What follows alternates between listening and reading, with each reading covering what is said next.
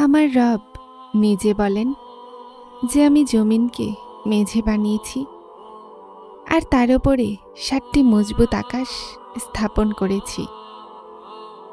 তাহলে যেই সত্তা পুরো দুনিয়াকে তৈরি করেছেন, তার জন্য তোমার ভাগ্য বদলানো কি খুব কঠিন? মনে রাখো, মজেজা বিবি হাজেরার মতো বিশ্বাস চায়। আর তারপর মরুভূমিতে জমজম তৈরি হয়। যদি তোমার বিশ্বাসও উচ্চতা পর্যন্ত পৌঁছে গেছে, তাহলে বুঝে নাও তোমার জীবনের ধারা অবাক করা কোণে বদলাতে চলেছে। জেনে নাও যে তোমার রব প্রতিটা সেই জিনিসের চেয়ে বড় যাকে তুমি ভয় পাও অথবা যেগুলোকে তুমি ভালোবাসো।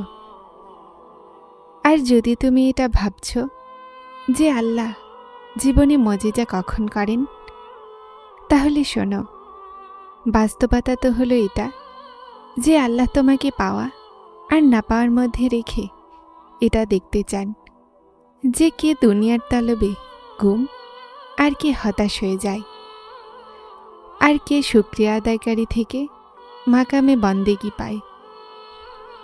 তাহলে যদি তুমি যে কোনো পরিস্থিতিতে আল্লাহর শুকরিয়া আদায় করছো, তাহলে এটা এই কথার নিশানি যে শীঘ্রই তিনি তোমার জন্য তার মজেজা বিশেষ করবেন।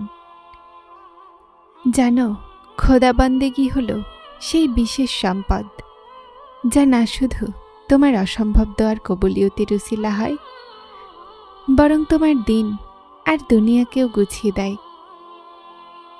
আর কোন ফায়াকনের সবচেয়ে বড় নিশানি তো হলো এটা যে যখন তুমি সবর করো আর আল্লাহর কাছে সাহায্যের প্রার্থনা করো, তো আল্লাহ তোমার নাম আরশে সমুন্নত করে তোমার জন্য মজিজার রাস্তা খোলেন। আল্লাহ নিজে বলেন যে তুমি সবরের পরীক্ষা দাও, আমি মজিজা করে দিব। আর যে দোয়াগুলো তোমাকে তাহাজ্জুদ পর্যন্ত নিয়ে যায়, সেটা মজিজার উসিলা হয়ে যায়। নবী করিম সাল্লাল্লাহু আলাইহি সাল্লাম বলেন, রাতের শেষ সময় একটা মুহূর্ত এমন আসে যেখানে তার বান্দা যা দোয়া করবে আল্লাহ কবুল করে নেন। আর সেই মুহূর্ত হল তাহাজ্জুদের। তাহাজ্জুদ আদায়কারীদের জন্য আল্লাহ গায়েব থেকে মজিজা পাঠান। মনে রেখো, যদি এই নিশানিগুলো তোমার ভিতরে নজরে আসে, তাহলে আল্লাহ না শুধুমাত্র তোমার দোয়াগুলো কবুল করবেন, বরং দুনিয়াবাসীদের জন্য তোমাকে প্রিয় বানিয়ে দিবেন। আর তোমার মুখ থেকে বের হওয়া কথাগুলোকেও আল্লাহ কবুল করে নেন। নিশ্চয় আমার রব অনেক রহমান, অনেক রাহিম। জানো, কে সেই সৌভাগ্যবান যাদের দোয়াগুলো আল্লাহ জলদি কবুল করেন আর তাদের উপরে অনেক রহমতের বৃষ্টি বর্ষণ করেন? আর শোনো, সেই জিনিস যা তোমার অসম্ভব দোয়াগুলোর কবুলিয়ত আর আরশ থেকে মজিজার দরজা খুলে দেয়। আর কোন সেই জিনিস যা তোমার অসম্ভব দোয়াগুলোর কবুলিয়ত আর আরশ থেকে মজিজার দরজা খুলে দেয়? তাহলে মনে রাখো, যখন আল্লাহ তোমার দোয়াগুলোতে রাজি হতে লাগেন, তো এই 4টি বিশেষ নিশানি অবশ্যই প্রকাশ হয়। মনে রাখো, যখন মানুষ তার আরও যে আমলকে বদলানোর জন্য অস্থির হয়ে যায়, তো এটা এই কথার দিকে ইশারা যে আল্লাহ রাব্বুল আলামিন তাকে বেছে নিয়েছেন। যদি তুমি কোনো দোয়ার কবুলিয়তের জন্য অস্থির হয়ে অপেক্ষা করছো, তাহলে শোনো, নবী করিম সাল্লাল্লাহু আলাইহি ওয়াসাল্লাম বলেছেন যে তোমার রব খুবই দয়াময় আর লজ্জাশীল।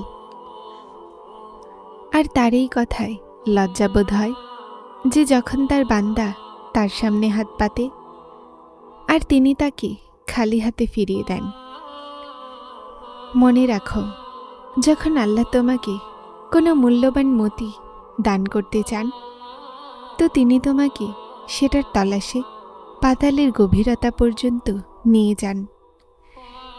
ঠিক এভাবেই যদি তোমাকে মনের পছন্দ মতো জিনিস পাওয়ার জন্য কোনো কষ্ট পেতে হচ্ছে, অথবা যে বিপদে আজ তুমি পড়ে আছো, যদি তুমি সেই বিপদ আর ক্ষতির পরও সহ্যের পরীক্ষায় অটল থাকো আর নিজের শক্তিকে ভাঙতে দিচ্ছ না, তাহলে জেনে নাও যে তোমার এই কৈফিয়ত আল্লাহর থেকে সেই বিশ্বস্ততা যা ইশারা করে যে শীঘ্রই আল্লাহ তার কোণ তোমার উপরে বিশেষ করতে চলেছে।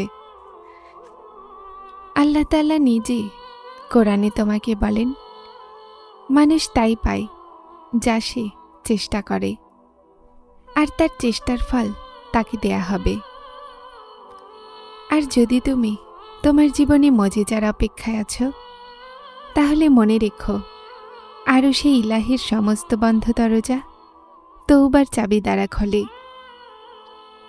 যদি আজ তোমার কোনো ভুল কাজের কষ্ট তওবার তলবে বদলে গেছে, তাহলে জেনে নাও তওবার এই তলবই তোমাকে এই কষ্ট থেকে বের করে মজিজার উচ্চতর শিখর পর্যন্ত নিয়ে যাবে, যা তোমার জীবনকে খুশিতে বদলে দিবে। মনে রাখো, যখন তুমি কষ্ট থেকে বাঁচার জন্য কোনো বিপদের সম্মুখীন হও, তাহলে বড় কোনো কল্যাণের কাছাকাছি হও। আল্লাহ তাআলা নিজে কোরআনে কারিমে বলেন, হে নবী সাল্লাল্লাহু আলাইহি ওয়াসাল্লাম, আমার ওই বান্দাদেরকে বলে দাও যারা নিজের উপরে জুলুম করেছে, আল্লাহর রহমত হতে নিরাশ হও না। আর যদি তুমি আল্লাহকে ভালোবাসো, তার রাস্তাতে চলো, আল্লাহ তোমাকে ভালোবাসবেন, তোমার গুনাহ মাফ করে দিবেন। যদি তোমার মনে হয় তোমার বারবার চাওয়া দোয়াগুলো কবুল হচ্ছে না, তাহলে শোনো, সেই দয়াময় রব তোমার চাওয়া আর তোমার ইচ্ছাকে পূরণ করতে চলেছেন। কোনো একটা জিনিসকে ভালো আর কোনো আরেকটা জিনিসকে খারাপ ভাবা, এটা তোমার নিজের সিদ্ধান্ত, যা তোমার কাছে হতে পারে যোগ্য। কিন্তু মনে রেখো, তোমার রব তার জাতসত্তায় সবচেয়ে জ্ঞানী, আর তিনি পুরোপুরি জানা সত্ত্বেও তোমার হকে রহিম। আর যে জিনিস তোমার জীবনের জন্য জরুরি, উনি সেটার তদবিরগুলো নিজে বানান। আল্লাহ কোরআনে তোমাকে বলেন যে শুধুমাত্র তোমার রবের সিদ্ধান্ত না আসা পর্যন্ত সবর করো, আর মাঝওয়ালা ইউনুসের মতো হয়েও না, যে যখন সে তার পরওয়ারদিগারকে ডেকেছিল তো দুঃখে কাতর ছিল। জানো, কিছু জিনিস এমন হয় যা তোমার জন্য অফুরন্ত খুশি আর মজেজার দরজা খুলে দেয়।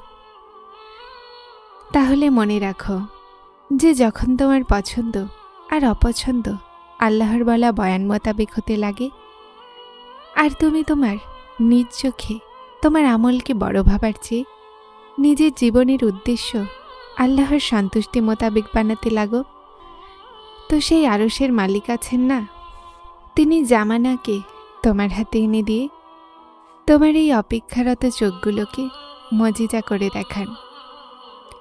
কেননা বাস্তবতা তো হলো এটা যে রবকে খুশিকারীদের সত্তা যোগ্যতার সর্বোচ্চ শিখরে আরোহণ করে, আর এভাবেই মানুষ অন্ধকারেও আলো পয়দা করে উত্তম মঞ্জিলকে পেয়ে যায়। মনে রাখো, শয়তান তোমাকে বিপদে ঠেলে দিতে চায় যেন তুমি অন্ধকারে ডুবে যাও, কিন্তু তোমার রব তোমার কদমে কদমে তোমাকে সাহায্য করেন যেন তুমি তোমার অংশের কাজ জারি রাখো। নবী করিম সাল্লাল্লাহু আলাইহি ওয়াসাল্লাম বলেন, আমার রব বলেন, আমি আমার বান্দাগুলোকে নিষ্পাপ পয়দা করেছিলাম, কিন্তু শয়তান তাদেরকে বিপদগামী করে দিয়েছে। মনে রেখো, সেই রব তোমার হকে রহিম আর শফিকও। আর যখন তিনি তোমার ভাগ্য বদলাতে চান না, তো তিনি তোমার নজর তার দিকে ঘুরিয়ে দেন, যা তোমার হতাশাকে একটা নতুন আশার দিকে নিয়ে যায়। কেননা যখন আল্লাহ তাআলা তোমাকে কিছু দিতে চান, তো তিনি তার রহমতের সেই বৃষ্টি তোমার ওপরে বর্ষণ করেন, যেটাতে তোমার অন্তরের মরা জমিন পুনরায় জীবিত হয়ে ওঠে। যারা চ্যানেলটিতে নতুন এসেছেন তারা সাবস্ক্রাইব করে হেদায়েতের সাথে থাকুন। আসসালামু আলাইকুম।